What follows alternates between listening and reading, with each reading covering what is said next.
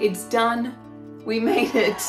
Thank Dolly. But let's have a look at the final week of the election campaign. Wow, I wish I got that reception in Kooyong. How's that? I've got a polite incentive scheme going on here, Greg. I voted for you when I was younger. I'm voting Labor. Get you out, Josh. Sorry, not that great. Yeah, I think you are kidding us. I think you are kidding. The week kicked off with the Coalition launching its official election campaign with 1 week to go, with Scott Morrison holding court in Brisbane. How good is it to be in Queensland? How good indeed. Morrison, who had been a bulldozer, was now positioning himself as the captain of the country who had got it through its toughest times during the pandemic. I had one focus as your Prime Minister: save the country. And in what was his final roll of the dice to grab your attention, Morrison announced a housing policy that several of his MPs had previously been against. A re-elected coalition government will allow first home buyers to invest a responsible portion of their own superannuation savings into their first home. That grabbed the headlines, but by Monday, his superannuation minister was making headlines for a different reason after admitting that, yes, the policy could see a rise in house prices. So I would imagine in the short term, you might see a bump in house prices. It had been Scott Morrison himself who had likened himself to a bulldozer, telling Australians he knew that he had been a bulldozer and needed to change. This week, you said that being a bulldozer can help get things done and that you're going to stay a bulldozer just in lower gear. How can Australians trust this last-minute conversion when you've reneged on it in less than a week and there have been no changes of policy or substance? Paul, I just don't agree with your assertion. What have you changed then?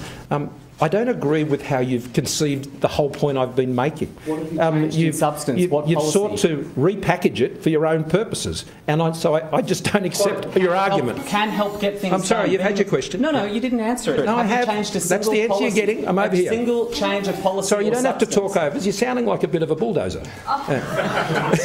The Liberal Party is pleased with the latest jobs figures out today, showing the unemployment rate has fallen to a 48-year low. This week was also defined by the numbers the government says it doesn't control. Underemployment has fallen to its lowest level since the global financial crisis in 2008. But it was wages which really caught the attention, showing that there had only been a 2.4% growth since the same time last year, meaning the gap between inflation and wage growth is the biggest it's ever been. This delivers the biggest cuts to real wages in more than 20 years. We're seeing those wages start to rise again, but the challenge is inflation. Labor was pushed very heavily on when it would release its costings, despite having said the entire campaign it would do it at the usual time being the final day. Will your costings be higher or lower than the $2.3 billion that the Liberal Party has outlined? Our costings will be out on Thursday. Do you think it's fair for voters to go to the polls with less than 48 hours knowing what your detailed costings are just because that's the way it's always been done? It is the way that it has always been done. You're doing exactly what you accuse the Prime Minister of, and that is not being transparent? Not at all. And I'll be at the National Press Club tomorrow. Prime Minister Scott Morrison becomes the first Prime Minister in over 50 years to not give such an address. We wish him well on Saturday, as we do our Speaker today, Opposition Leader Anthony Albanese. Why is everybody laughing? Anthony Albanese spent 80 minutes of his week delivering a speech to the National Press Club. Yesterday, they stood up and said we're going to gut the public service even more. Well, you know what that leads to? Robo-debt.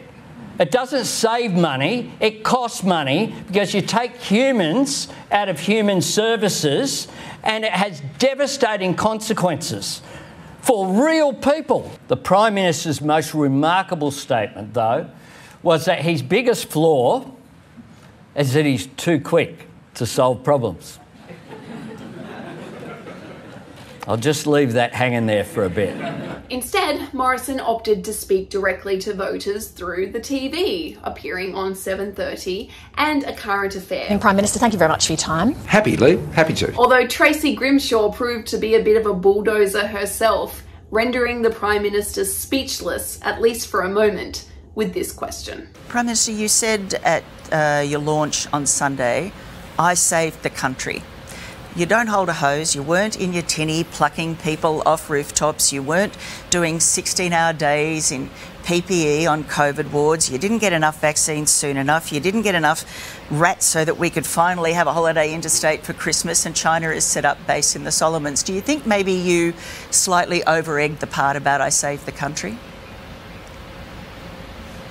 Well, that's quite a long list you've been able to pull together. Although it was a physical bulldozer moment which probably remains in most people's memories from this week, when Scott Morrison took the small target strategy a little too seriously.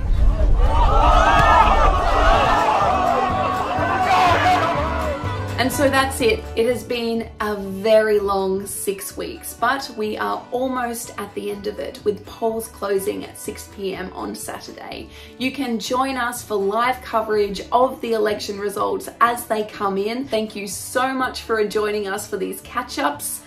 Take care of you and stay hydrated.